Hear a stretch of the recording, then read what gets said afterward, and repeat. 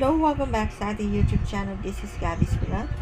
For today, we have a recap on Idol Kids PH about kapag na vlogger ka, okay naman.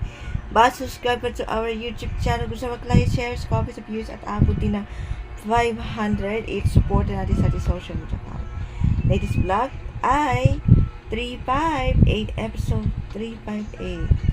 Ang title of this vlog, Idol Kids PH Week 6 Recap. Here's your vlog.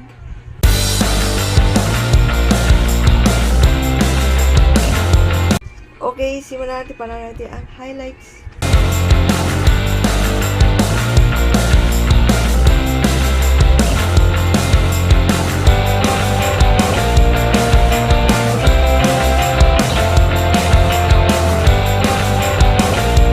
Ayan.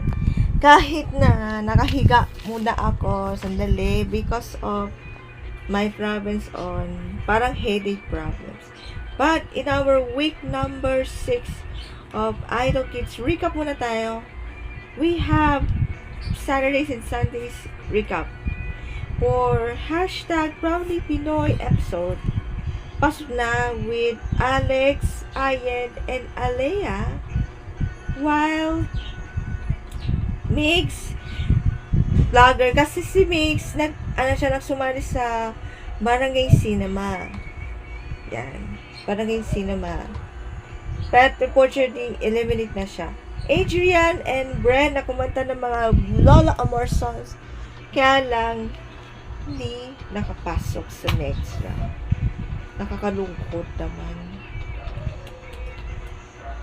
Pero okay naman sana kay Mix kasi nagsumali na sa Barangay Cinema contest na Ibulaga. Sayang naman. Pero may future pa next season. But in the Colorful episode, ni Mala nakapasok for this episode are MJ Arwe, Gianna, Teon, and Sam. But for one mistake, isa lang hindi nakapasok. Which is si Rumi na Japanese. Filipino-Japanese contestant ng Idol Kids from Japan. Where I see it? De joke. Japan lang.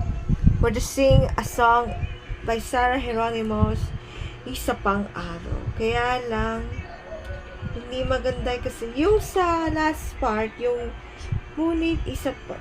Ay, araw. Sorry po. But it's okay.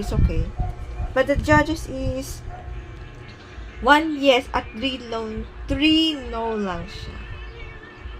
Kaya maraming salamat, Rumi.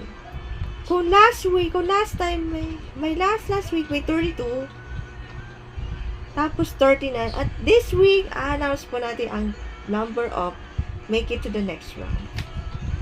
From 39 last week, nakati ako. to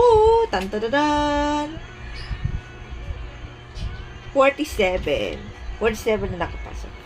Abangan bukas at sa Sunday para sa Idol Kids Philippines, Saturdays and Sundays on Kapag Minute Channel A to Z and TV5. See you on Sundays. Bye. God bless.